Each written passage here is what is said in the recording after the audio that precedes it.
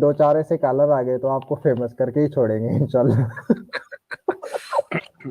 जी भाई। जी अस्सलाम वालेकुम रहमतुल्लाह। वालेकुम अस्सलाम वरहमतुल्लाह।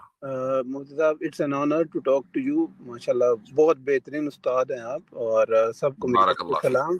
और मेरी जैसे एक छोटी सजेशन थी और एक सवाल था। सजेशन जी ये थी कि अभी जैसे वो एक भाई आए थे स्पेस और कॉन्शियस वाला सवाल कर रहे थे, तो काइंडली मतलब वो कहते तो अपने आप को मुसलमान है, लेकिन उनके डायलेक्ट से, बिकॉज मैं पाकिस्तान से हूँ और रब्वा से बहुत क्लोज रहता हूँ, तो मतलब वैसे मैं कनाडा में हूँ अभी, लेकिन वो मुझे उनके डायलेक्ट का थोड़ा बहुत पता होता है। सो अगर पॉसिबल हो तो कादियानी वाला सवाल भी कर लिया करें, अगर मतलब अच्छा लगे तो आपको।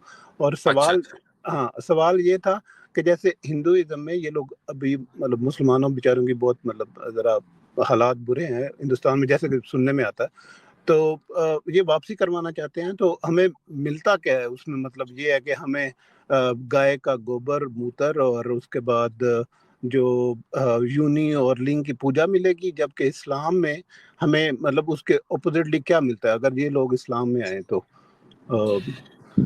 जी देखें, ये बहरहाल एक इस तरह का इस पे आपने दो तीन बातें कही हैं। पहली बात तो ये है कि आपने कहा कि भाई मुसलमानों के हालात इस वक्त इंडिया में खराब हैं। ऐसा नहीं है, यानी अप एंड डाउन हर जगह होता है, शेयर मार्केट में भी होता है।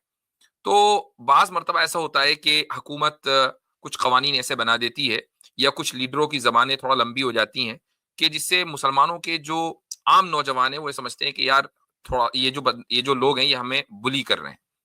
तो ये एक वक्ती फेज होता है और वो फिर गुजर जाता है। अब कोई मुसलमान इंडिया में कोई ऐसे कोई कल से तो आए नहीं है, माशाल्लाह सदियों से रह रहे हैं और अपने मजहब के ऊपर अमल करते हुए रह रहे हैं। तो मैं ये नहीं कह रहा हूं कि कोई टेंशन नहीं है, टेंशन है दो कम्युनिटीज के दरमियान, लेकिन ये एक वक्ती फेज है, इंशाल्लाह ये भी गुजर जाएगा। पहली बात तो ये है। दूसरी बात आपने ये कही कि भाई हिंदू घर वापसी करा रहे हैं तो मुसलमान को क्या मिलेगा। देखें, ये जो आपने कहा ना कि गौमूत्र और फला ढिका, ये सब चीजें तो दुनिया की हैं भाई, सीधी सीधी बात है। जिस चीज को ये घर वापसी कहते हैं, यानी शिर्क इख्तियार करना, उसका लाजमी नतीजा हमेशा हमेशा की जहन्नम है। अब उसके बाद उससे पहले गाय मूत्र मिल रहा है कि गोबर मिल रहा है कि कुछ भी मिल रहा है, वो तो दुनिया में है, ठीक है। लेकिन आखिरत की तबाही जो है, जो हमेशा हमेशा की तबाही है, सबसे पहली बात तो ये है। और एक आदमी जो इस्लाम कबूल कर रहा है, सीधे रास्ते पर आ रहा है, सबसे पहली बात वो सिविलाइज्ड बनता है।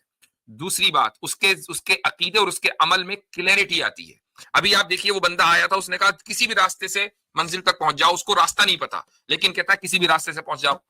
तो हमारे यहाँ क्लैरिटी है कि इसी रास्ते पर चलोगे तो मंजिल पर पहुंचोगे, किसी दूसरे रास्ते पर चलोगे तो मंजिल में नहीं बल्कि गड्ढे में पहुंचोगे।